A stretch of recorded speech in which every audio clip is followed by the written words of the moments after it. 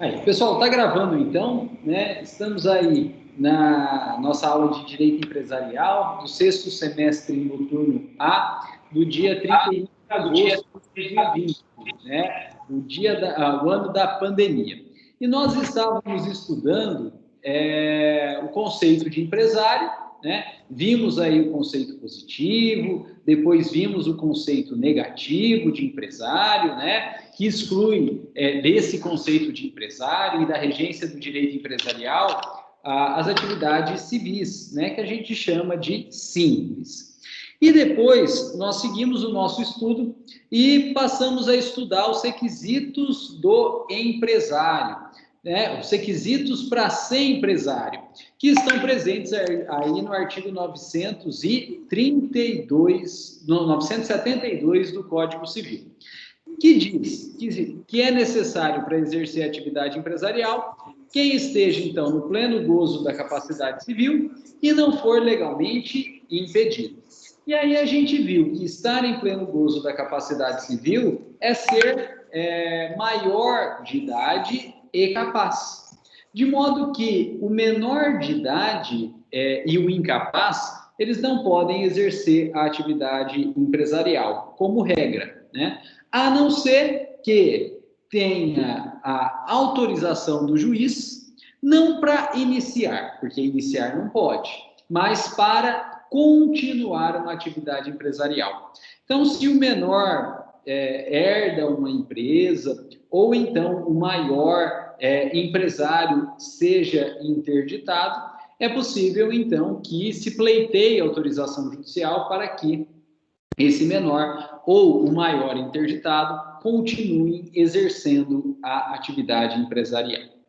E depois a gente viu que não podem exercer atividade empresarial quem for legalmente impedido, né? Não pode exercer atividade empresarial quem for legalmente impedido. Né? E eu disse para vocês que os servidores públicos, né, eles têm impedimento legal. O servidor público ele não pode ser empresário. Né? Por quê? Porque senão ele vai se dedicar à empresa, porque é dele, é algo dele, em detrimento do serviço público e a administração pública, que acaba pagando o salário dele, vai ficar prejudicado. Então, para evitar esse tipo de problema, a lei proíbe o servidor público de ser empresário. Só que a gente havia comentado também que, na verdade, esse impedimento, né, para que o empresário não exerça, não pode exercer gestão de empresa. Então, ele não pode ser empresário individual, né, porque é só ele, e ele não pode também ser sócio gestor, sócio administrador da empresa. Porém, esse impedimento não o impede de ser um sócio não gestor, um sócio não administrador da empresa, né? De modo que, se sócio gestor está impedido, mas sócio não gestor não está impedido, se ele quiser exercer uma atividade empresarial, basta então que ele arrume um novo sócio, que arrume um sócio e coloque esse sócio como gestor, e ele, servidor público, fique aí, né, dentro da empresa, mas não gerindo essa determinada empresa. E isso acontece muito, pessoal, isso acontece muito. É um engodo, é uma estratégia, é uma enganação, mas isso acontece muito. O servidor público que quer exercer a empresa, mas não pode ser administrador dessa empresa, ele acaba arrumando um outro sócio, normalmente dentro da própria família dele, né? Normalmente dentro da própria família dele. E aí ele faz sociedade com o pai, com a mãe, com o filho, né? Com a filha,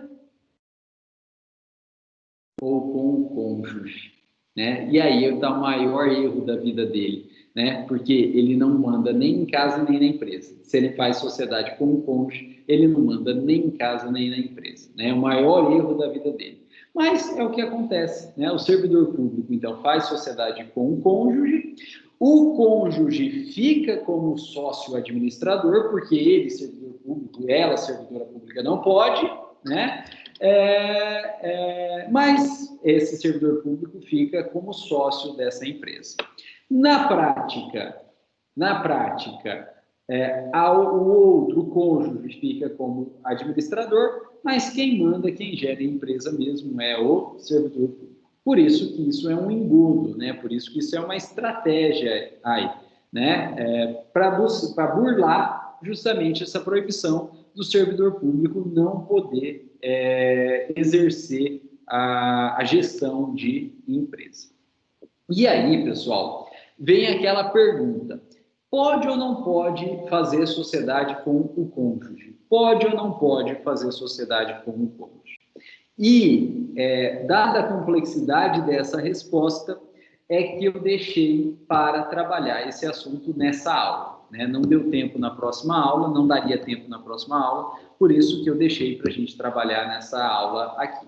Pode ou não pode fazer sociedade, né, ser sócio de uma empresa como cônjuge? A resposta é: depende do regime de bens. Né? Para a gente verificar se pode ou não pode fazer sociedade com o cônjuge, depende do regime de bens em que eles forem casados. E a gente tem alguns regimes de bens. Primeiro regime de bem, comunhão universal. Segundo regime de bem, comunhão parcial.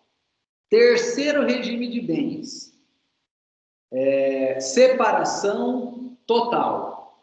E quarto regime de bens, participação final nos aquestos. Esses são os 4 regimes de bens: comunhão universal, comunhão parcial, separação total e participação final nos aquestos.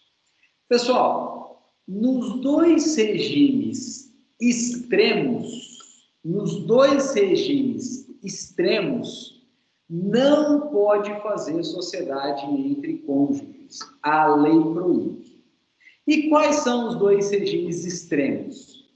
De um lado é a separação, de um lado é a comunhão universal. Por que a comunhão universal é o regime extremo? Porque na comunhão universal tudo é de todo mundo. Tudo é de todo mundo. E nesse regime extremo da comunhão universal, não pode fazer sociedade entre cônjuges. Cônjuges casados no regime da separação, no regime da comunhão universal, não podem abrir sociedade entre eles. E o outro extremo é o regime da separação total. O outro extremo é o regime da separação total. Por quê? Porque se no regime da comunhão universal tudo é de todo mundo, no regime da separação total é tudo separado. O que é de um é de um, o que é de outro é de outro. Então, no regime da separação total, tudo é separado. O que é de um é de um, o que é de outro é de outro. E nesse outro regime extremo da separação total, também não pode fazer sociedade entre cônjuges. No regime da separação total, também não pode fazer sociedade entre cônjuges. Então, nem comunhão universal e nem separação total não pode fazer sociedade entre cônjuges. Agora, nos regimes meio termo, no regime meio termo, comunhão parcial e participação final nos aquestos, pode. Se é casado, então, no regime da comunhão parcial ou no regime da participação final nos aquestos, pode. São regimes, então, meio termo, são regimes parciais, aí pode, né? Então, comunhão parcial e participação final nos aquestos pode ter sociedade entre cônjuges. Gente, antigamente, a regra era da comunhão universal, né? Só que hoje, a regra é da comunhão parcial. Então, se você casa dentro da regra, né? E para você sair dessa regra, você tem que escolher um regime diferente, né? Você tem que fazer até um pacto antinupcial com o registro no cartório de registro de imóveis para alterar essa regra, tornando difícil a alteração. Então, se você casa na regra, se você não faz nada, casa dentro da normalidade aí, que é comunhão parcial, você vai poder sim fazer sociedade com o cônjuge. Mas os regimes extremos não pode, está proibido. Por quê? Por que a lei proíbe a sociedade entre cônjuges nos regimes extremos, da comunhão universal e da separação total? Pelo seguinte, olha só, no regime da comunhão universal, tudo é de todo mundo. Então, o que é de um cônjuge é do outro. O que é do marido é da esposa, o que é do marido é do marido, o que é da esposa é da esposa. O que é de um é de outro. Porém, quando a gente olha na empresa, a empresa ela tem cota-partes separadas, de modo que uma parte da empresa, o número de cotas seria de um, e o outro número de cotas seria do outro. Mas não tem como separar, porque tudo é de todo mundo. E afinal, então, a empresa é de quem? Não dá para saber. Não dá para saber quanto cada um tem. Porque o que é de um é de um, o que é de outro é de outro. E aí a gente não consegue separar. E isso é um problema na vida da empresa, porque a gestão da empresa é feita por voto segundo a maior participação, né? São chamados sócios majoritários. E no regime da comunhão universal, a gente nunca conseguiria saber quem que é o sócio majoritário. E sempre daria empate, né? Então, a lei, para evitar esse tipo de problema, ela fala, olha, é proibido a sociedade entre cônjuges na comunhão universal, porque essa empresa não teria como ser gerida. Se ambos estiverem de acordo, beleza, funcionaria perfeitamente. Mas se eles discordarem entre si, não teria como decidir dentro da empresa. Porque tudo é de todo mundo, daria empate em tudo. Aí, né? E aí imagina, né? Eles já são cônjuges. Então, eles brigariam em casa, brigariam na empresa, e a vida da empresa acabaria acabando com a vida conjugal deles. Então, não pode. A lei proíbe para evitar confusão. E no regime da separação total, também não pode ter sociedade entre cônjuges. Porque, na verdade, a empresa entre sócios com separação, casados, no regime da separação total, significaria uma própria burla ao regime de bens. A constituição de empresa de pessoas casadas no regime da separação total constituiria a própria burla ao regime de bens. Pelo seguinte, no regime de bens da separação total, o que é de um é de um, o que é de outro é de outro. Beleza? Mas se eles são sócios, tudo bem. Até é possível dividir a cota-partes entre a cota-parte deles. Porque o que é de um é de um, o que é de outro é de outro, até dá para separar a cota-parte deles. Mas olha só, se um morre na empresa, essa empresa tem que ser liquidada. E tudo que sobra da empresa, já que um morreu, pode ficar com o outro. E com isso, o patrimônio que era de um acaba indo parar com o outro. Era para ser assim? Não. Pelo regime da separação total, não, porque era para ser tudo dividido. E se eles constituem empresa entre si, morre um, o que sobra da empresa vai para o outro. E aí misturou o patrimônio que não era para ter sido misturado, gerando então uma burla ao regime da separação total, e é por isso que a lei proíbe.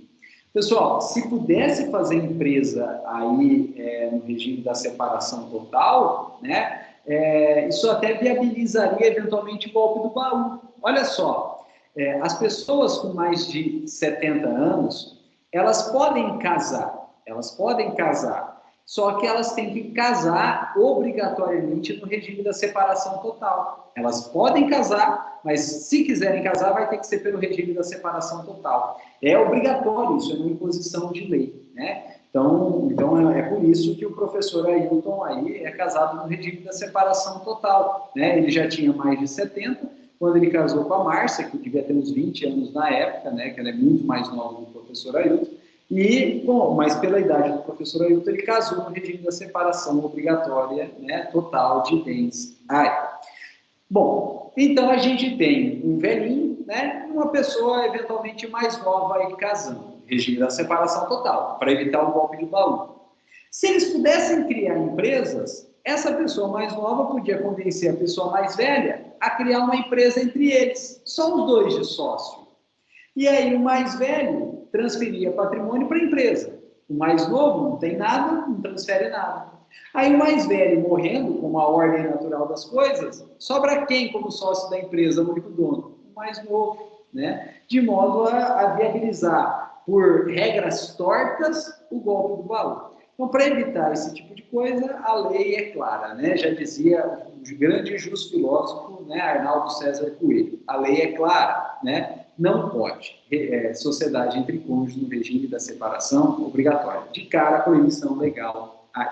Né? Pessoal, isso cai bastante em concurso. Né? É possível a sociedade entre cônjuges, marido e mulher, mulher e mulher? Depende do regime de bens. Entre extremos, não. Então, se é comunhão universal e se é separação total, é expressa e terminantemente proibido pela lei. Ou porque inviabiliza a gestão da empresa, como na comunhão universal, ou porque vira uma burla ao próprio regime de bens na separação total. Porém, nos dois regimes meio termo, é possível. Né? Então, é possível na comunhão parcial e é possível na participação final dos aquestos. Gente, só a título de curiosidade, na comunhão universal, tudo que é antes da união é separado. Né? Na comunhão parcial, tudo que é antes da união é separado. A gente chama de bens particulares. E tudo que foi adquirido na constância da união é comum, é dos dois, tem que ser dividido aí. O que a gente chama, então, de bens comuns. Né? Então, comunhão parcial, tudo que eles já possuíam é de cada um deles. Porém, iniciando a união, tudo que eles vierem a adquirir após a união é dividido entre eles. Aí. E o regime da participação final dos aquestos é uma salada, é uma bagunça. É tão bagunçado, é tão bagunçado, é tão bagunçado que nem existe na prática. Né? É um regime teórico, essa comunhão parcial dos aquestos ou participação final dos aquestos. Está no código, mas ninguém adota isso aí. Por quê? Olha que maluco. No regime da participação final dos aquestos, o patrimônio é particular. Tudo que eles vierem a adquirir é particular. O que é de um, é de um. O que é de outro, é de outro. Seja antes, seja depois da união. Porém, os frutos, os rendimentos dos bens após a união são comuns. Os bens são particulares, mas o que eles rendem são comuns. Bom, até aí ficaria fácil. O problema é se esse casal não gasta todos os rendimentos dos bens e começa a investir esses rendimentos e adquirir bens com os rendimentos. E aí, esses bens pertencem a quem? Né? Como que vai dividir isso aí? E corre o risco de misturar esses bens adquiridos com os frutos, com os bens que já tinham, e isso vira uma verdadeira salada. Né? Então, é tão difícil operar esse regime na prática que ninguém adota. Eu mesmo nunca vi. Né? Tudo bem que eu não tenho lá grande experiência aí, mas eu mesmo nunca vi esse regime. Né? Dado a dificuldade técnica de operá-lo na prática. Né? Porque os bens são particulares antes ou depois, mas os frutos são comuns. Né? E aí, o que a gente faz com esses frutos? Como a gente calcula esses frutos? Como a gente divide esses frutos? Então, é bem complicado esse regime na prática, né? Então ninguém adota. Pessoal, ele foi uma criação do Código Civil de 2002, né? Ele não existia antes, ele foi uma criação do Código Civil de 2002. Nós importamos esse regime, se eu não me engano, da Itália, mas a gente nunca conseguiu aplicar de fato esse regime, né, aqui no Brasil. Ele é teórico. Bom, pessoal, e com isso, então, a gente terminou essa ideia, né, dos requisitos para ser empresário. Pleno gozo da capacidade civil e não legalmente impedidos, né? E os servidores públicos são impedidos, mas eles burlam esse impedimento fazendo uma sociedade com parentes, dentre eles os cônjuges, que somente é possível, né, em regimes intermediários, sendo proibido na comunhão universal e na separação total. E a gente pode, então, dar sequência aí ao nosso estudo e estudar um tema novo, que é a comparação entre o chamado empresário individual e a sociedade empresária, né? E a sociedade empresária. E, pessoal, a grande sacada por trás da sociedade empresária é dada por esse princípio da unidade patrimonial. Então, a gente vai estudar o empresário individual, a gente vai estudar a sociedade empresária e a grande sacada por trás da sociedade empresária é dada pelo princípio da unidade patrimonial. Bom, pessoal, quem que é o empresário individual? O empresário individual é a pessoa física que exerce uma atividade empresarial. De modo que, se a gente analisar um empresário individual, quantas personalidades jurídicas a gente tem ali trabalhando, operando, exercendo atividade empresarial? Uma só. Só a pessoa física. Por isso, ele é chamado de empresário individual. Agora, se esse empresário individual, ele não dá conta de sozinho realizar a atividade empresária, ele vai precisar de ajuda. E ele vai buscar essa ajuda reunindo outras pessoas. Normalmente, pessoal, não é uma ajuda de trabalho, não é uma ajuda física. Quando a gente fala em ajuda aqui, é uma ajuda econômica. A ideia é buscar reunião de forças econômicas. Por exemplo, eu quero abrir uma padaria, só que eu só tenho dinheiro para comprar o forno, eu não tenho dinheiro para comprar a batedeira, o balcão, né, a chapa, o refrigerador, o estoque. Então, o que eu vou fazer? Eu vou me juntar com outras pessoas para que a gente conjuga forças econômicas, para que a gente reúna investimentos.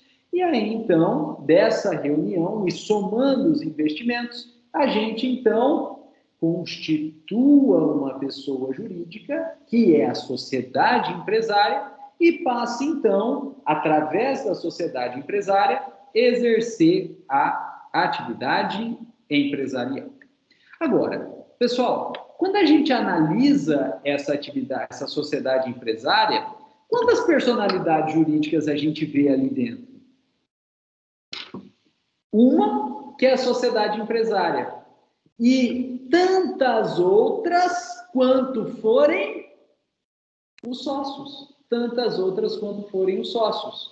E, pessoal, se a ideia é ter sócio, para você ter sócio, você precisa de pelo menos mais uma pessoa. Então, é você e mais uma. Então, no mínimo, dois.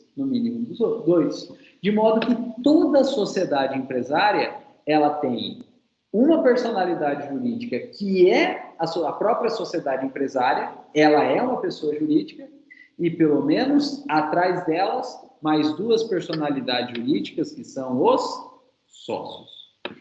E, gente, essa diferença muda tudo.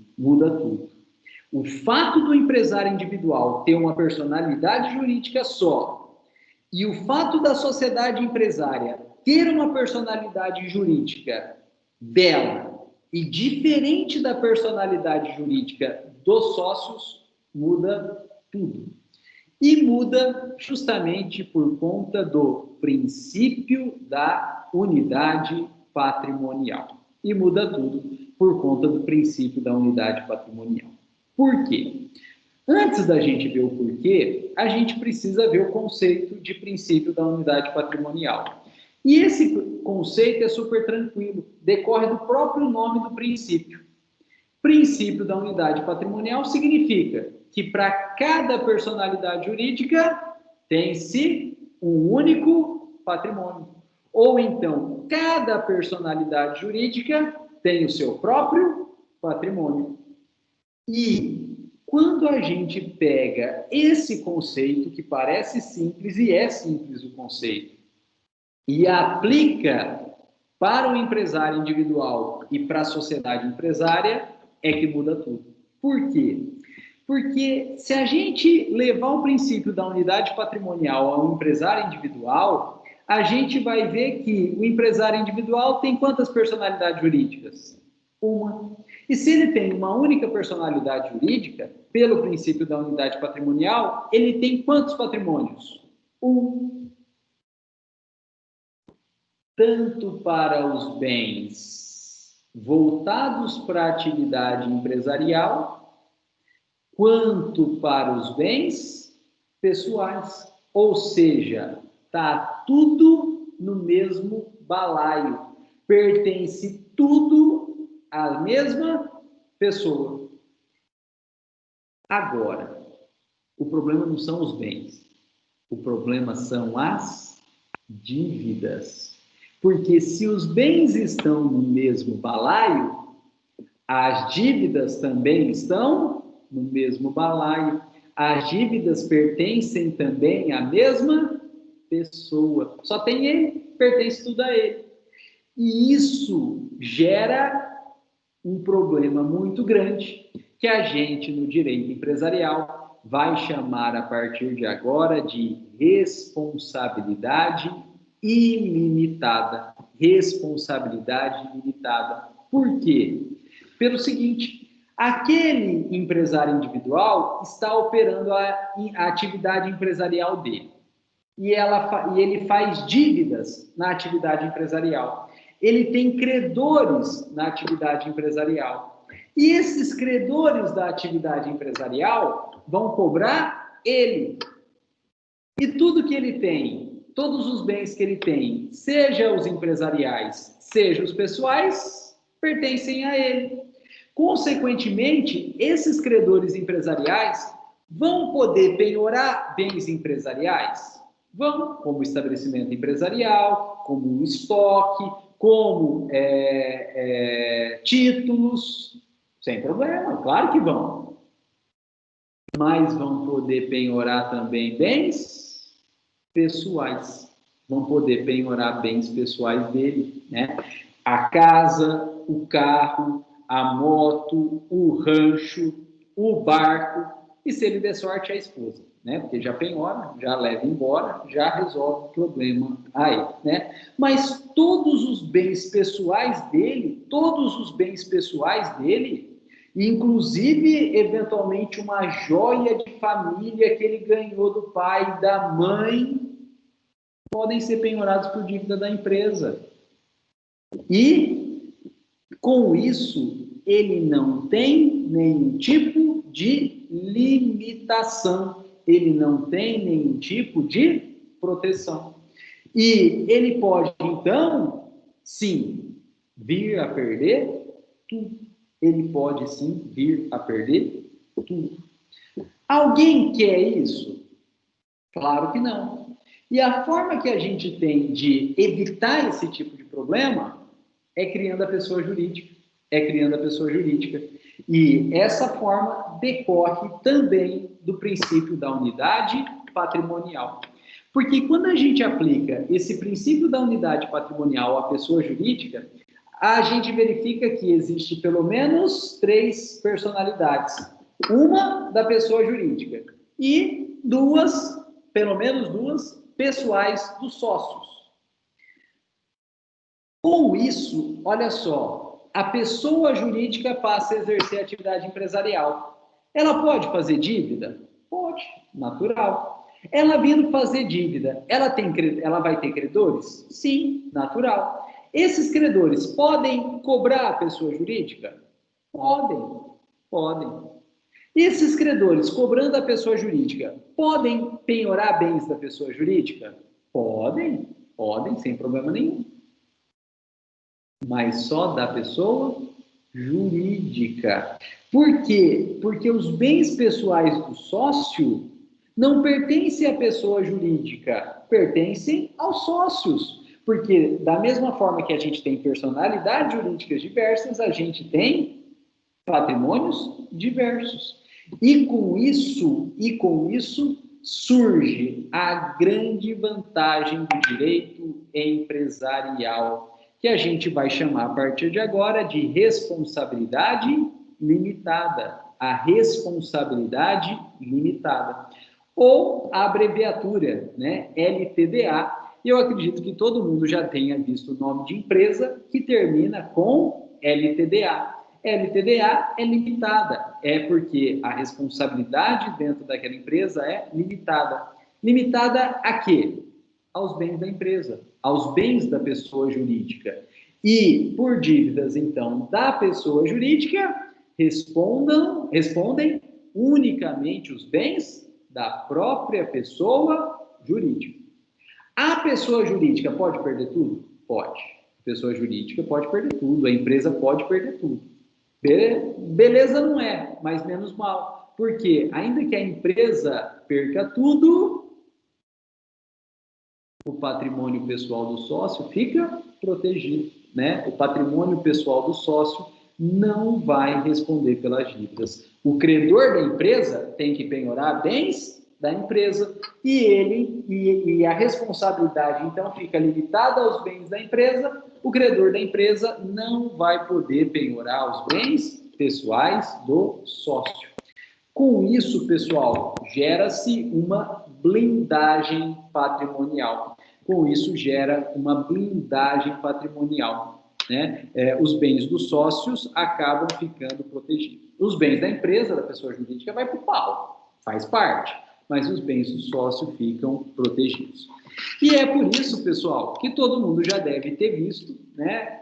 E todo mundo deve ter algum exemplo aí, né, de que a empresa foi para o pau, a empresa moeu. Inclusive, vários credores da empresa não receberam, ficaram chupando o dedo aí. E os sócios saíram aí tranquilos, mantendo o seu status quo, o seu padrão de vida, o seu patrimônio, né? E essa é a regra do direito empresarial. Por quê? Como existem pessoas jurídicas, existem pessoas diversas ali, existem personalidades diversas, existem também patrimônios diversos. Se é a dívida da empresa, só a empresa responde. Ah, mas ela não tem mais bem. Fazer o quê? O patrimônio pessoal do sócio pertence a pessoa diferente, a personalidade jurídica é diferente, então eles não respondem pelas dívidas da empresa, né? E como todo mundo já viu essa situação não é bem falada no dia a dia. E no dia a dia, a galera costuma não entender por que existe essa regra no direito empresarial, né? Essa regra no dia a dia ela é muito criticada aí. Mas, gente, essa regra ela é essencial para o próprio direito empresarial e para o próprio empreendedorismo. Pelo seguinte, se não houvesse a regra da responsabilidade limitada, e toda vez que eu quisesse abrir uma empresa, eu corresse o risco de perder tudo, eu não ia pensar uma, duas vezes para abrir empresa, eu ia pensar 10, 20, 30, né? Porque se eu estou aí numa situação mais ou menos, se não tem a responsabilidade limitada, eu corro risco de perder tudo e eu acabo podendo ficar numa situação pior. E para isso, né, e por isso, então, eu não vou ter incentivo de correr risco, de abrir empresa, de me lançar ao empreendedorismo, né? E, na prática, isso não é ruim só para eu, pretenso futuro empresário. Isso é ruim para toda a sociedade. Porque se eu não faço, se ele não faz, se ninguém faz, não tem empresa. E se não tem empresa, não gera renda, não gera desenvolvimento, não gera tributo, não gera empregos e a sociedade inteira colapsa. Né? Veja o coronavírus com as empresas fechadas, a sociedade colapsa. Né? Então, a gente precisa criar mecanismos que incentivam as pessoas a abrir empresa.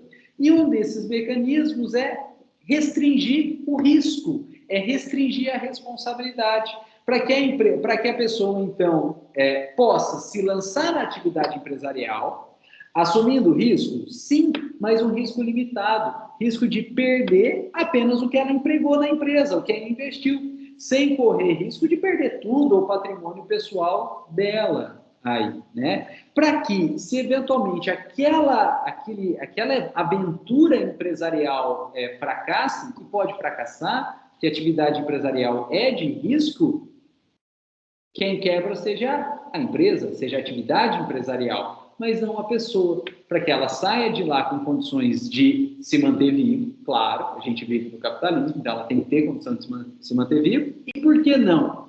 Com condições para se lançar uma nova atividade empresarial, criar uma nova empresa, e quem sabe essa segunda empresa aí dê certo, né? Dê certo.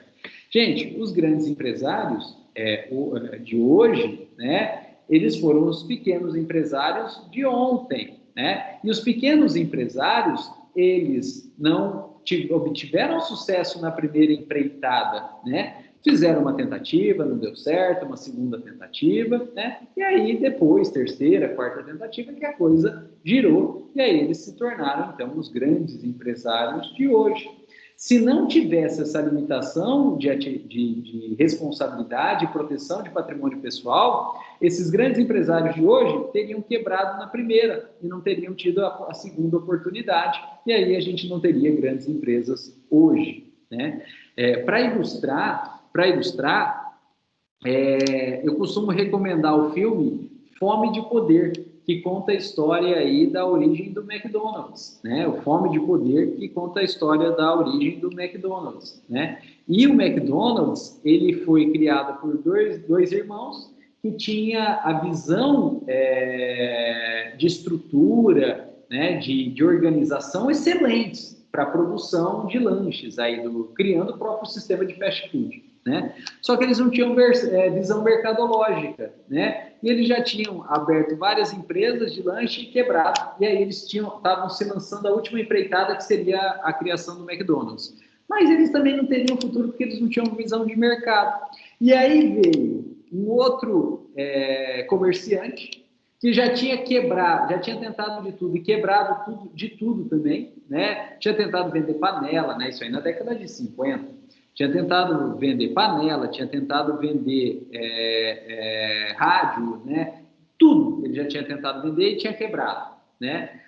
Porém, juntou o útil ao agradável, né? Juntou aí a estrutura do McDonald's, dos irmãos McDonald's, e a visão de mercado do Ray Kroc, acho que é isso o nome do cara, Ray Kroc, e eles então fundaram o McDonald's. Depois o Ray Kroc passou a perna nos irmãos McDonald's e ficou tudo para ele. Mas enfim, né? Se não tivesse juntado essa visão dos dois, dos irmãos McDonald's e do Ray Kroc, não teria saído do McDonald's. E ambos tinham quebrado tudo que eles tinham tentado fazer até então. Né? E aí, spoiler, né? Hashtag spoiler. Spoiler, né? Spoiler. Mas vale a pena. O filme é bom, assistam. O filme é bom. O filme é bom. A raiva no final, mas é muito bom. Fome de Poder, né? É o nome do filme aí. E o ator é o primeiro Batman que eu me lembro, dos filmes do Tim Burton, né? O Michael Keaton. O ator é o Michael Keaton. Então, vale a pena, gente. O filme é bom, os atores são bons, né? É legal aí. Então, gente, apesar do dia a dia a gente ter preconceito com essa ideia de responsabilidade limitada, que a empresa quebrou, deixou dívida, não pagou tudo, mas os caras estão lá no bem bom, né? Apesar da gente ter esse preconceito, é um instituto necessário para o direito empresarial e para a própria atividade empresarial aí, senão para tudo, estagna tudo, não vai ter mais empresa, né? Agora, pessoal, existe muito abuso, né? Existe muito abuso da empresa, então, né, não pagar nada, porque acha que não vai ter responsabilidade, para os sócios aí tirarem dinheiro da empresa e saírem no bem bom. Mas né, para essas situações de abuso, o direito também tem as suas cartas na manga, né? E para essas situações de abuso aí, existe o Instituto da Desconsideração da Personalidade Jurídica, né? Quando ficar caracterizado que a empresa quebrou, mas porque os sócios abusaram aí dessa situação, né? Abusaram dessa situação, né? Se valeram aí do Instituto Protetivo, que é a responsabilidade limitada, para fraudar, para desviar patrimônio e fraudar credores, né? Existe a desconsideração da personalidade jurídica. E o que faz a desconsideração da personalidade jurídica? Ela passa por cima da pessoa jurídica, ela passa por cima da sociedade empresária e ela vai penhorar bens pessoais dos sócios. Exceção, mas é possível. Passa por cima da pessoa jurídica e vai penhorar patrimônio pessoal dos sócios. Gente, vocês já estudaram a desconsideração da personalidade jurídica no primeiro ano de Direito Civil. E vocês já estudaram também a desconsideração da personalidade jurídica no quarto semestre, em Processo Civil 1, né, quando vocês estudaram as intervenções de terceiro, né? Então, a desconsideração da personalidade jurídica, ela é processualmente falando, ela é uma intervenção de terceiro, porque o processo é movido contra a pessoa jurídica, porém, dentro daquele processo contra a pessoa jurídica, inclui-se os sócios, né? Então, os sócios que não eram parte, eram terceiro, são incluídos dentro desse processo aí, gerando, então, a responsabilização desses sócios aí. De modo que não tem muito mais o que a gente possa falar nesse momento sobre desconsideração da personalidade jurídica. Vocês já estudaram em Direito Civil, vocês já estudaram em Direito Empresarial. O importante nesse momento é notar que a regra dentro do direito empresarial é a responsabilidade limitada. E a exceção dentro do direito empresarial é a desconsideração da personalidade jurídica. Por isso que em processos trabalhistas, em processos tributários, em processos consumeristas, é relativamente fácil conseguir a desconsideração da personalidade jurídica. Mas em processos que envolvam direito empresarial, é difícil. É muito difícil conseguir a desconsideração da personalidade jurídica. Porque o juiz, quando ele analisa aquele processo, a ótica do direito empresarial, ele deve ser levado a proteger a empresa, a proteger a pessoa jurídica como forma de incentivo da própria atividade econômica. E, excepcionalmente, é que o juiz, então, imbuído desse ideário de direito empresarial, é que ele vai desconsiderar a personalidade jurídica para pegar patrimônio pessoal do sócio, né? Então, em direito empresarial, a lógica é a responsabilidade limitada e a dificuldade da desconsideração da personalidade jurídica, né? Processos empresariais é muito difícil conseguir a desconsideração. É muito mais fácil em trabalhista, né? É muito mais fácil em tributário, consumerista, mas é muito mais difícil em direito empresarial. E, pessoal, importante aí, a desconsideração da personalidade jurídica no direito empresarial, ela está prevista no artigo 50 do Código Civil. Artigo 50 do Código Civil. E esse artigo 50, ele sofreu algumas alterações por conta da lei da liberdade econômica, né? A Lei da Liberdade Econômica, de setembro de 2019. Então, vocês, na verdade, já estudaram esse artigo 50 lá na parte geral do Código de Direito Civil. Porém, peço que, tendo oportunidade, tendo disponibilidade de tempo, voltem aí para o Código Civil e deem uma lida no artigo 50, porque ele sofreu algumas alterações em setembro de 2019, por conta da Lei da Liberdade Econômica. Mas não foram também alterações tão profundas assim. Bom, pessoal, quando que é possível, excepcionalmente, um juiz, dentro de um processo empresarial, desconsiderar a personalidade jurídica? Para que o juiz empresarial, para que o juiz, dentro de um processo empresarial, desconsidere a personalidade jurídica, é necessário prova de abuso da personalidade jurídica. Então, tem que provar que houve abuso da personalidade jurídica. E esse abuso da personalidade jurídica, ele ocorre em dois casos. Primeiro caso, desvio de finalidade. Desvio de finalidade. Por exemplo, criação de empresas fantasmas, criação de empresas laranja, empresas fantasmas, empresas laranjas.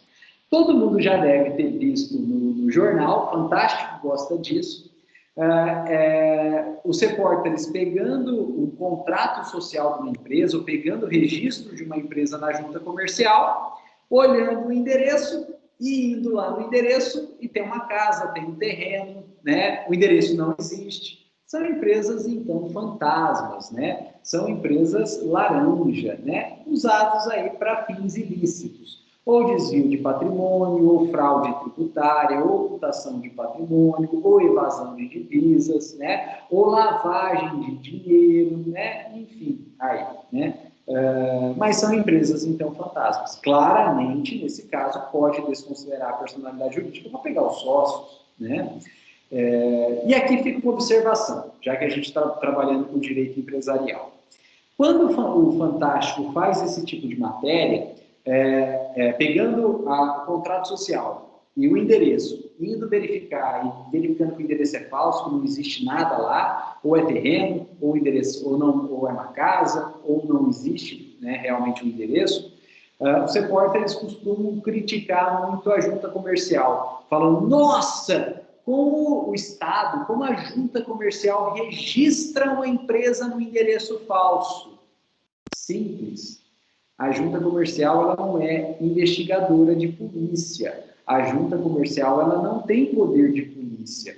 Então, a junta comercial é um órgão administrativo que só verifica requisito formal. Se os sócios apresentaram os documentos, e os documentos em si estiverem corretos, a junta comercial registra sim, porque ela não é um órgão policial, ela não tem dentro dos seus quadros servidores, investigadores de polícia, Então, ela não tem como sair para verificar se aquele documento realmente corresponde à realidade, A junta ela faz, portanto, uma análise formal. Se os documentos estiverem corretos, a junta vai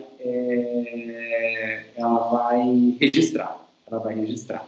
Então, ela não tem função externa, ela não tem função investigatória aí. De modo que a junta não errou. Então, se a empresa está registrada com endereço falso, a junta não errou. A junta fez a sua função. A gente pode até criticar falando, é pouco. Pode, mas aí não é problema da junta, aí é o problema da lei.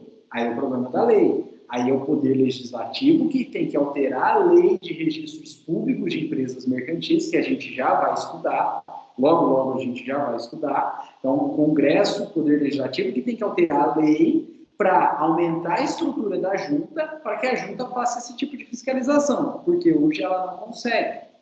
Aí vocês vão perguntar, professor, e por que não altera? Bem, veja bem, por que não altera? Porque ninguém vai cortar na própria carne, Ninguém vai cortar na própria carne, Então, isso tem algum interesse por trás, Então, fantástico, não critique a junta, porque a junta está fazendo a função dela. Critique o Congresso, que não altera a lei, que não dá estrutura. Critique o Congresso, que não altera a lei critica o poder executivo que não dá estrutura para a junta, né, poder atuar, né, mas não critique a junta propriamente dita. Né, a junta não tem culpa de nada, ela fez a função dela. A análise do registro pela junta é uma análise formal, documental, não é uma análise material. Pessoal, e o segundo caso aí, né, que gera, então, abuso da personalidade jurídica e desconsideração da personalidade jurídica é a confusão patrimonial. Então, veja só, a empresa está operando, mas os sócios ficam tirando dinheiro de dentro da empresa e comprando bens pessoais deles, pagando dívida deles. Se o próprio sócio não respeitou a separação, não é a lei que vai respeitar. E a lei, então, vai passar por cima da separação e pegar esse patrimônio pessoal do sócio. Veja só, basta que tenha sido provada a confusão patrimonial. Mas, provada a confusão patrimonial e desconsiderada a personalidade jurídica, o credor vai pedir e o juiz vai pegar o patrimônio pessoal do sócio. Tanto que tenha sido adquirido com o dinheiro da empresa, quanto bens pessoais, literalmente. Bens que o sócio já tinha até antes da empresa. Vai pro pau. Aí não faz mais distinção nenhuma. Então, precisa da confusão, precisa provar que tirou dinheiro lá de dentro da empresa e comprou bem pessoal para desconsiderar. Mas uma vez desconsiderado, a desconsideração vai sobre todo o patrimônio. Tanto o adquirido com o dinheiro da empresa, quanto os realmente pessoais, inclusive anteriormente à própria empresa. Aí é um trator. Desconsiderou, aí é um trator, passa por cima e vai pegar todos os bens pessoais. Casa, carro, rancho, barco, moto, né? Se der sorte, a esposa, né? Tudo. Né? Leva tudo embora. Bom, pessoal, e para a gente finalizar essa ideia, o que leva as pessoas, então, a deixar de exercer uma atividade empresarial sozinha, como empresário individual, e buscar sócios para exercer a atividade como sociedade empresária? O que leva? Primeiro, necessidade de junção patrimonial. E segundo, se ficar como empresário individual, vai ter um patrimônio só. Então, a responsabilidade vai ser ilimitada. Mas se juntar e fazer uma sociedade empresária, a responsabilidade se torna limitada. Então, exercer atividade empresarial enquanto empresário individual pode, mas é ruim, porque você vai ter, enquanto empresário individual, responsabilidade ilimitada. Você pode perder tudo. E é por isso que o direito empresarial incentiva, e a grande maioria faz, a criação de pessoas jurídicas para exercer atividade empresarial. A constituição, então, de sociedades empresárias. Porque, além de poder reunir um patrimônio maior, você consegue ter responsabilidade limitada, você consegue ter blindagem patrimonial. Pessoal, e até 2011, se no direito brasileiro a gente quisesse ter responsabilidade limitada, a gente precisava fazer sociedade, a gente precisava ter sócios. Até 2011 não tinha outro jeito. Se quisesse ter responsabilidade limitada no direito brasileiro, tinha que fazer sociedade, tinha que ter sócio. Não tinha outro jeito. Agora, pessoal, por um lado é bom ter sócio, porque você reúne pessoas e você também reúne patrimônio. Então, você vai ter mais dinheiro disponível para realizar a sua atividade empresarial aí. Agora, por outro lado, ter sócio gera discórdia, gera conflito. Isso é natural. Se até no casamento que é uma sociedade matrimonial, existe discórdia, existe briga aí, né? Onde se realizou aquela sociedade por amor, imagina em uma empresa que se realizou a sociedade por dinheiro. É lógico que vai ter discórdia, é lógico que vai ter briga aí, natural também, né? De modo que, fazendo a sociedade, você tem responsabilidade limitada, mas você vai ter briga também. E se tiver muita briga, não vai ter jeito, vai ter que encerrar essa sociedade.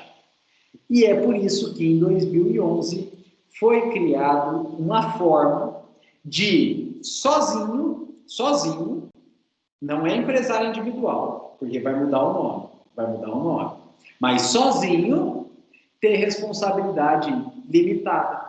Porque com isso, a pessoa sozinha consegue realizar a sua atividade com responsabilidade limitada, protegendo o seu patrimônio e sem ter a dor de cabeça, sem ter encheção de saco de ter sócio, de ter que inventar sócio aí, enchendo o saco, né, bisbilhotando não, porque é direito dele, mas se metendo em tudo aí, gerando confusão.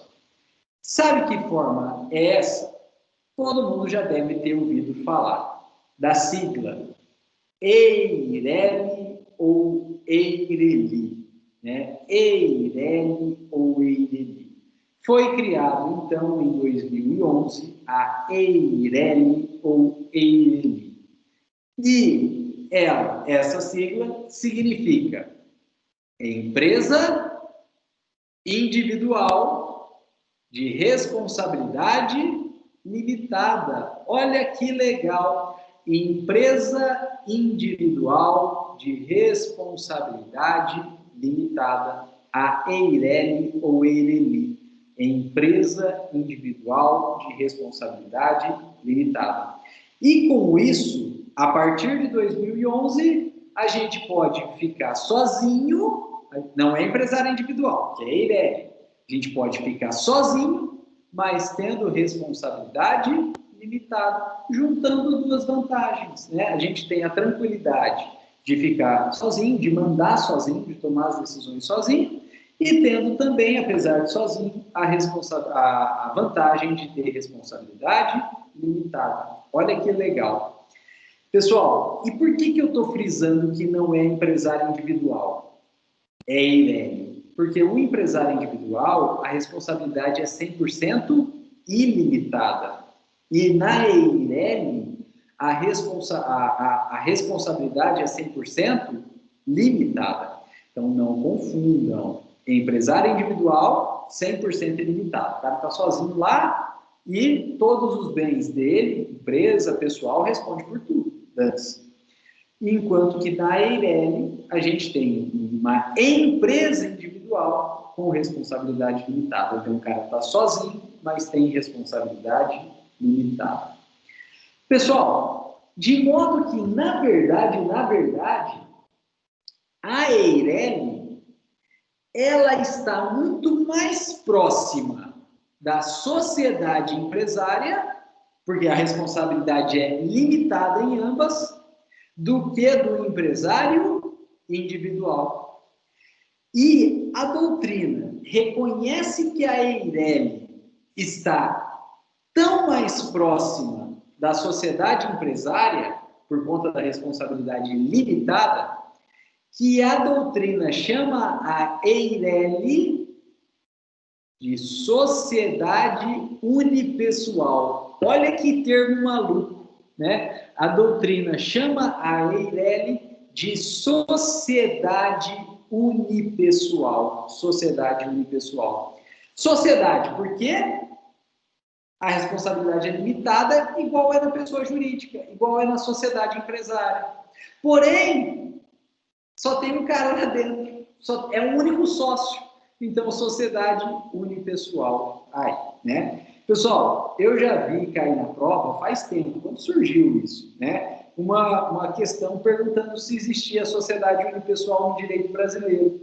E, aparentemente, existe uma incongruência de termo Porque se é sociedade, precisa de sócios. Então, se precisa de sócios, não pode ser unipessoal.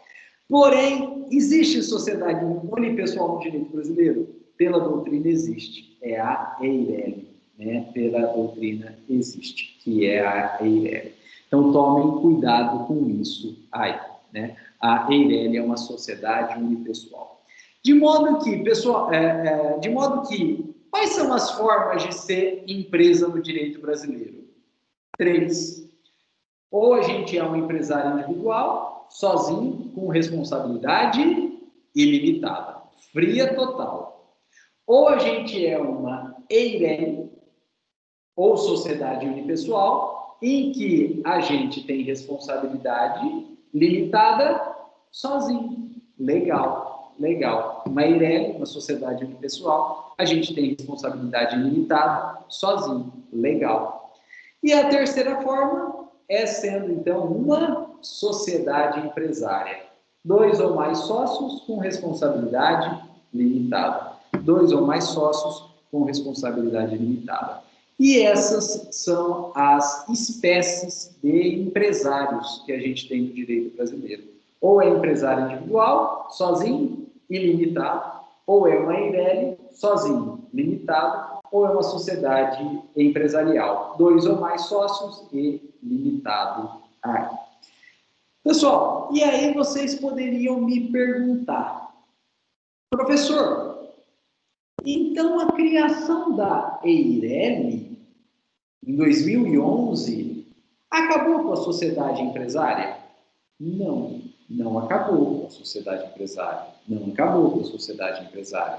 Ela está aí muito viva por sinal. E por que não acabou? Primeiro, pessoal, a EIRELI é um cara sozinho. Se ele não tiver patrimônio sozinho para fazer atividade empresarial, ele não faz. Ele precisa de sócio. Então, ele vai ter que partir para a sociedade empresária, não tem jeito. Se ele não tem dinheiro sozinho, você vai ter que arrumar sócio. É chato ter sócio, dá trabalho, gera confusão? Sim, mas se ele não consegue ter patrimônio sozinho para abrir a empresa, ele precisa de sócio, não tem jeito, vai ter que ir. Dos males o menor, né? Dos males o menor. Ou o sócio é um mal necessário, não tem jeito, né? A Thaisa fala que eu sou um mal necessário, né? E por um segundo motivo, pessoal, a lei, quando ela criou então a EIRELI em 2011, ela fez pelo artigo 980-A do Código Civil, né? A EIRELI ela foi criada pelo artigo 980-A do Código Civil. E esse artigo 980-A do Código Civil, quando ele criou a EIRELI, ele falou, beleza, sozinho você pode ter responsabilidade limitada. Só que, para isso, ela exigiu um capital social, money, que é good no have, de, no mínimo, 100 salários mínimos, o que hoje dá mais de 100 mil reais. Gente, todo mundo aí tem 100 mil reais para pôr na empresa e tal, de boa e tal, sozinho, passo eu. Claro que não, é grana pra caramba, né? Então, a lei deu por uma mão ao permitir a criação da EIRELI, mas tirou com outra mão ao exigir para a criação da EIRELI um capital social muito alto, de 100 salários mínimos aí. E essa exigência, na prática, acaba inviabilizando a própria EIRELI, né? Enquanto que, olha só, a sociedade empresária, ela não tem capital social mínimo. Então, pode abrir uma sociedade empresária com capital muito mais baixo que a EIRELI. E a gente vai ver no nosso segundo semestre desse ano, no segundo bimestre desse ano ainda, né, desse semestre, que as empresas trabalham com capital social bem baixo, né? O capital social, em regra, é bem baixo. Tipo assim, sociedade de exploração da Lua, capital social, 10 mil reais, né? 10 mil reais. E não dá nesse momento para a gente justificar por que é baixo, mas saibam que é baixo. Então, quando a gente pensa que a sociedade empresária não tem capital social mínimo, pode ser qualquer um, inclusive muito baixo, e a Eireli tem um pátia do capital social mínimo de 100 salários mínimos, na prática a Eireli fica muito restrita, né? O cara tem que ter muito bala na agulha para fazer uma Eireli aí. Por exemplo, pessoal, eu vi uma notícia de jornal que um cara fundou uma nova empresa aérea através de uma Eireli, né? E essa empresa já tem um avião comercial, que é um Boeing 727, né? Um avião antigo já, mas trijato, 3 motores, né? Um dos aviões comerciais mais rápidos que já tiveram no mundo aí. Gasta muito combustível, faz muito barulho, faz muita fumaça, né? Mas voa rápido pra caramba, né? E a Eireli já tem uma aeronave dessa. Então veja que o cara, para fazer uma Eireli aqui, tem que ter bastante bala na agulha aí, né? E é por isso que continua existindo a sociedade empresária, porque você precisa, na prática, né, ou formalmente, ou no papel, muito menos grana para conseguir abrir uma sociedade empresária do que abrir uma Eireli aí. E, pessoal, para a gente terminar essa ideia da Eireli, existe um outro limitador, né? Além do capital social bastante elevado, existe um outro limitador. Quem já é sócio de uma empresa não pode abrir a Eireli, né? Então, quem já é sócio de alguma empresa também não pode abrir a Eireli. Por quê? Para evitar confusão, né? Para evitar confusão. Então, a lei também, para evitar mistura de patrimônio, né, e gestão de empresa, ela fala, se você já é sócio de uma empresa, você não pode abrir a Eireli. Mas olha que interessante, se você já é sócio de uma empresa, você pode ser sócio de quantas outras você quiser, sociedades empresárias. Se você já é sócio de uma sociedade empresária, você pode ser sócio de quantas sociedades empresárias você quer.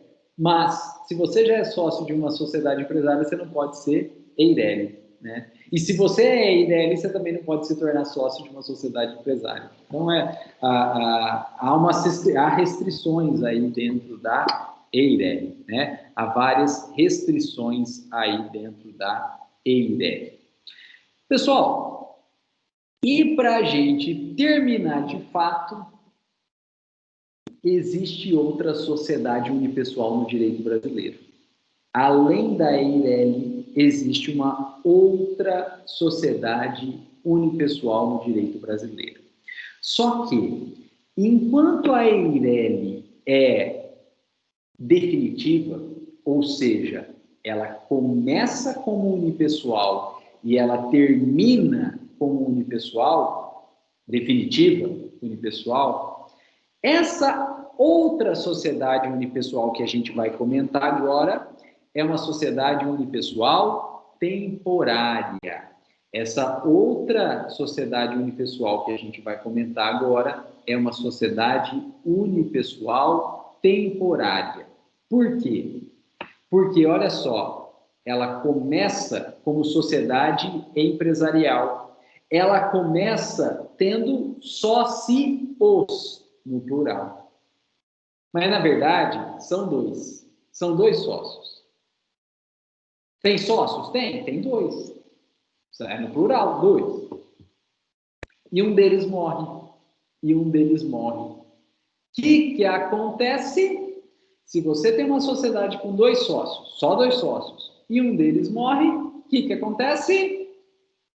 Não começou como, mas virou no curso, em razão do falecimento de um sócio, sociedade unipessoal. Sociedade unipessoal.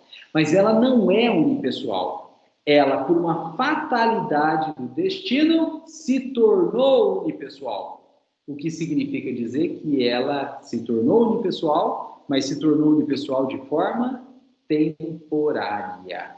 Temporária. Por que temporária?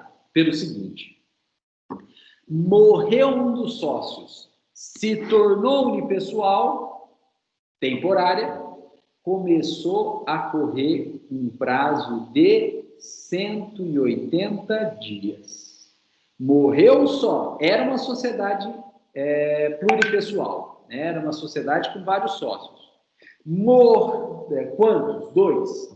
Morreu um dos sócios, Se tornou, então, uma sociedade unipessoal temporária. Com a morte, começou a correr um prazo de 180 dias. Nesses 180 dias, o sócio que sobrou vai ter duas opções. Nesses 180 dias, o sócio que sobrou, ele vai ter duas opções. Primeira opção, ele se transforma formalmente em Eireli. Então, ele fala que não quer mais sócio, não quer mais sócio, e ele, então, vai na junta comercial e requer a sua conversão em Eireli. Ele pode fazer isso? Pode, não tem problema nenhum aí. Então, dentro de 180 dias, ele vai na junta comercial e requer a sua conversão em Eireli. Belezinha, tranquilo. Só que, pessoal, Eireli tem um capital social mínimo de 100 salários mínimos. Se aquela sociedade não tinha 100 salários mínimos, sabe o que ele vai ter que fazer? Pôr do bolso 100 salários mínimos. Tudo bem? Ele pode converter em Eireli. Beleza, a lei permite. Mas ele vai ter que capitalizar aquela empresa. Ele vai ter que pôr dinheiro lá dentro.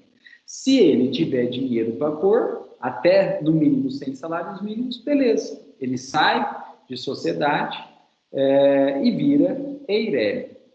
Tranquilo. Pondo dinheiro lá dentro, mas tranquilo. Vira. Agora, se ele não tem dinheiro, ou se ele não quer se tornar Eireli, ou se ele não tem dinheiro para se tornar Eireli, sabe o que ele vai ter que fazer? Arrumar um outro sócio. Dentro de 180 dias, ele vai ter que arrumar um novo sócio para colocar no lugar do falecido, né? Então, dentro de 180 dias, ele vai ter que arrumar um sócio para colocar no lugar do falecido. E aí, se ele arrumar um sócio, o novo sócio entra no lugar do falecido, e aí voltam a ser dois sócios, e a empresa que ficou temporariamente unipessoal, dentro de 180 dias, ou até 180 dias, volta a ser pluripessoal e segue a vida. Precisa colocar dinheiro lá dentro? O sócio que estiver entrando precisa. Porque senão ele não é sócio, ele não ajudou em nada, né? Então, o sócio que está entrando precisa pôr dinheiro lá dentro. Mas o sócio que já estava, não precisa colocar nada. Não precisa colocar nada, está de boa aí, né? Não precisa colocar nada. Não tira, mas também não põe, né? Agora, o sócio que está entrando vai ter que pôr dinheiro para ele ser sócio, né? Se ele não ajudar em nada, porque não adianta, né? Então, esse sócio que está entrando tem que pôr dinheiro lá dentro aí. E é isso que tem que acontecer dentro de 180 dias. Então, nós temos uma sociedade pluripessoal, formada por dois sócios, um deles morrendo, ela fica unipessoal, temporariamente, por 180 dias, até que o sócio remanescente ou transforme em Eireli e capitalize a empresa, ou então arrume um novo sócio, e o novo sócio, então, ponha dinheiro e se torna sócio, e a empresa segue a vida aí. Agora, pessoal, o que é importante de verdade? Não é sociedade unipessoal temporária? E ela é temporária porque ela tem 180 dias? Sim. E aí, em 180 dias, eu transformo em Eireli e eu arrumo outro sócio.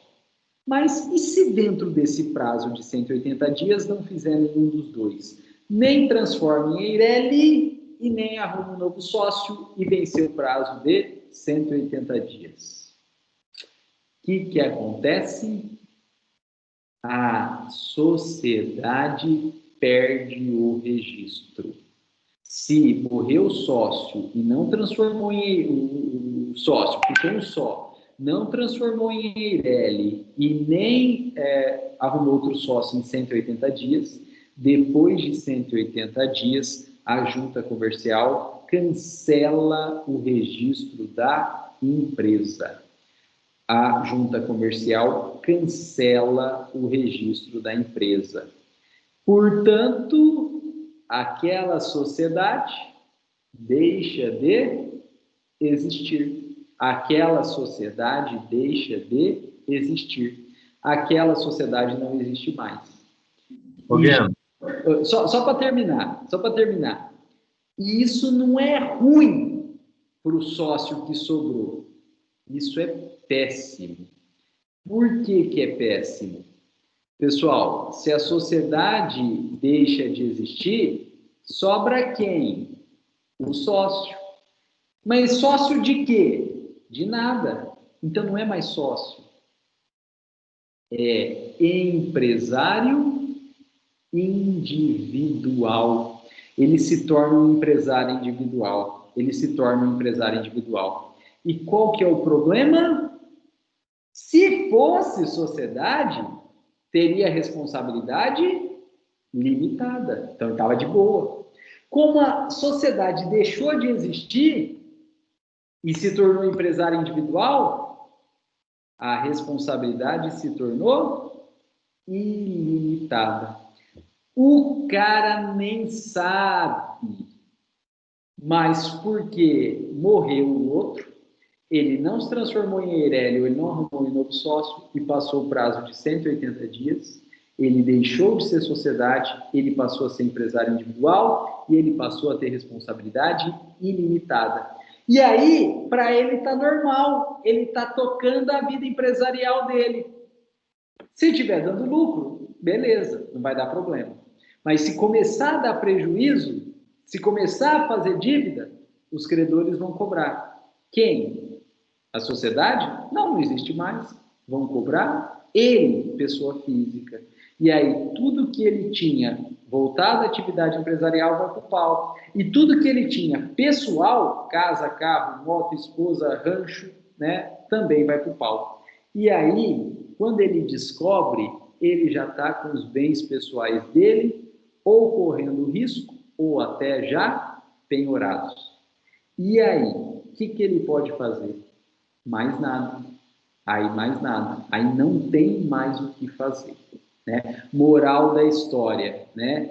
É muito importante a gente ter noção desse fato, dessa sociedade unipessoal temporária, saber que ela perdura por 180 dias e depois, se nada for feito, ela deixa de existir e ela vira empresário individual com responsabilidade limitada e esse empresário está correndo o risco de perder todo o seu patrimônio. Então, o risco é muito grande.